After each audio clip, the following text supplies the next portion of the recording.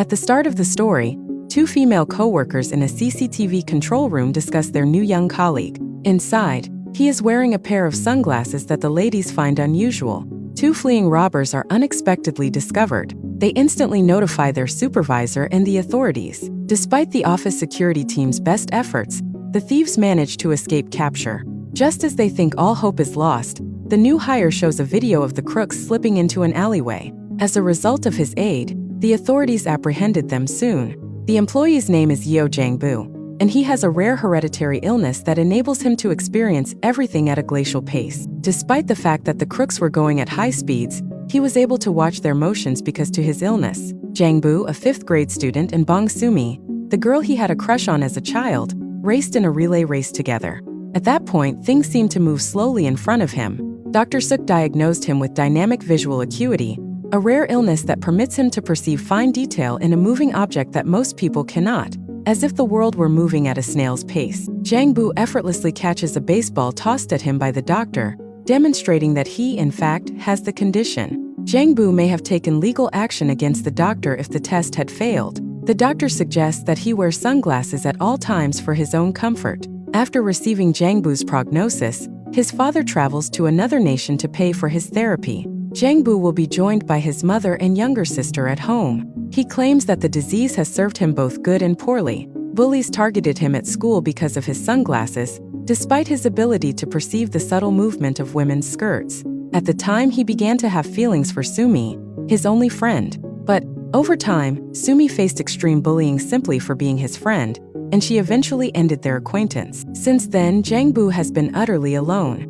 He was so determined to go blind that he watched television continually. Even though his eyesight did not decline, he became infatuated with K-dramas, which was even worse. While he took in the players' social cues from the performance, he never left the house to put them into action. Even during the holidays, his father insisted on remaining in Korea to continue saving money. Everything was for naught, however, when an accident at work claimed his life. Dr. Suk is the only man Jang-boo has remained close to since her death. He tells him to leave his room and help support his family financially. Jang-boo starts working in the CCTV control center for this purpose. He explains in a monologue that he enjoys watching TV characters because they remind him of tragedies. The primary difference is that in this situation, every single person has an important function. Byung-soo, one of Jang-boo's co-workers, complains to their boss about his behavior, claiming that he is exceedingly introverted and never speaks to anyone. He promises the man that he will care for him because he is talented.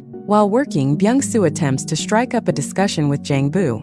Jang-boo, who is shy, provides Byung-soo mental solutions to his questions rather than speaking to him. He appears to be counting the amount of steps people take to get to a given spot while watching the cameras. Byung-soo remains silent, despite his curiosity. Byung-soo clearly has no notion what Sesame Street is. As an icebreaker, Byung-soo inquires about his current relationship. Jang-boo is reminded of Sumi by this, and he plans to visit her the next day. Sumi has grown into a beautiful woman, but she has been struggling financially. Her debt collector is constantly urging her to sell her home in order to satisfy her loans. Jang-boo maintains his distance because he is hesitant to approach her. Since that day, he has been actively observing her through CCTV cameras, meticulously chronicling her daily routine. He follows her example and drinks soda in the evenings while standing outside a coffee shop. The next day, he discovers her admiring a deserted couch and hauls it out in front of the cafe. Sumi notices the sofa, albeit without giving it much thought. The following day, she is stranded at a bus station due to a violent downpour. Jang-boo rushes over to help Byung-soo after witnessing this on the screen. In a scenario straight out of a Korean drama, he covers her with an umbrella, but Sumi rejects him, calling him strange. After that, they see Dr. Suk for advice on how Jang-boo can win over Sumi. Flowers from Jang-boo, he claims. The following day, Sumi has a musical drama audition, but she arrives late. She begins the audition procedure by contacting the manager, and then starts singing while driving. They stand in awe as she sings a great song. In addition, Jang-boo arrives with a lovely floral arrangement. Following the singing, he gives her a flower, but she expresses no gratitude. After informing him she'd like ramen, she storms out. Culture abounds in Sumi's life. Her name is Oh Sumi, not Bong Sumi, and she insists that Jang-boo is her childhood best friend when he eventually introduces himself by calling her name. Jang-boo has fallen madly in love with the wrong woman, despite the fact that he has always followed her. When they run into one other that night, Sumi has Jang-bu carry her groceries. Sumi asks why he's looking for Bong Sumi before leaving, and he explains it's because he had affections for her while they were at school. The next day, Jang-bu notices Sumi taking a call at work. The other party informs her that she has been cast in a musical. As Jang-bu films her, she leaps and dances across the streets. Later that night, Sumi goes to a little roadside diner to celebrate. When she sees Jang-bu standing outside, she invites him to come inside. She hands him the musical script and runs over her lines as they talk. Jang-bu showcases his own talent to her while complimenting her acting. Jang-bu rapidly becomes the focus of attention as he successfully catches spoons thrown at him. Jang-bu counts his steps as he walks through Sumi's neighborhood the next day. Bong Sumi observes him and concludes that he is striving to memorize the methods. Jang-bu is waiting for Sumi to arrive home. As they walk about, they talk about numerous things. When she questions about his employment, he tells her that he works at a CCTV center and spends his days monitoring people. They go shopping right in front of the cafe, which Sumi can't help but notice. She gushes about the cafe owner's car and reveals she has feelings for him. Jang-bu's envious look is directed at the owner. In an attempt to capture her heart, he has decided to take her on a ride. In an attempt to borrow a car, he approaches everyone at work and inquires whether they own one, but they don't own any. As Sumi heads home, the bill collector approaches her. He becomes violent, threatening bodily harm if she does not return the money. Jang-bu and Byung-soo saved her life by arriving just in time. Knowing that Jang-bu is watching from the other end of the camera, Sumi says, "Thank you," to one of them when he returns to work. After a long day, they meet in a park for a lengthy conversation. When Jang-bu asks what Sumi would do with a car, she says she would take daily excursions to the beach. Jang-bu spends the entire day with the local bus driver, becoming friends with him because he is unable to obtain a car. He had been watching the driver's solitary baseball game through the cameras at night. Jang-bu asks him for a favor and plays a game with him before the day is up. The next day, Jang-bu, the bus driver Byung-soo, and Sumi are picked up at the bus stop and driven to Busan to see the sea. Sumi feels fond of Jang-bu after seeing his efforts to brighten her day. He can easily influence people and stalks them. Wow, what a find! However, the border patrol will not allow the local district bus to enter the other district. Thus, their journey is halted. While Byung-soo tries to calm Sumi down, she grows agitated and attacks the police officer.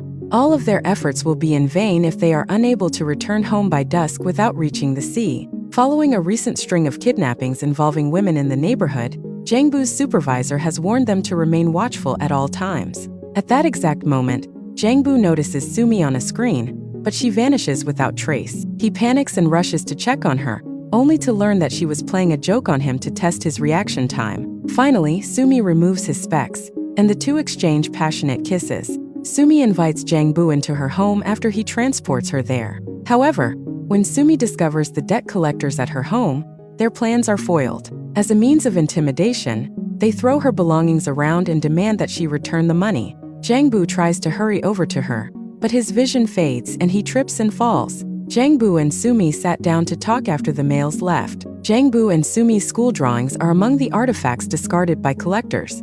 To avoid being condemned by her younger self, Sumi admits she lied to him about being someone else. Jang-bu, who should have expected this outcome, remains mute while Sumi smiles and reviews the sketches. The next day, he goes to see Dr. Suk to inform him that his vision has gotten blurry. It turns out that his health has worsened over time, and he will soon be blind as a result. Jang-bu knew he'd eventually lose his sight. As a result, he has taken to carrying a step counter with him wherever he goes in anticipation for the day when he would be entirely blind. As Jang-bu copes with his fading eyesight, Sumi worries about her. She receives enough money to repay her creditors after selling her home, but she is now homeless. Jang-bu watches her on a screen as she speaks with a store clerk while lugging a box containing her belongings. Out of nowhere, his co-worker notices a suspicious-looking car circle the same location. She checks the license plate in depth and concludes that the vehicle is owned by a kidnapper who is presently escaping capture. She immediately informs her boss,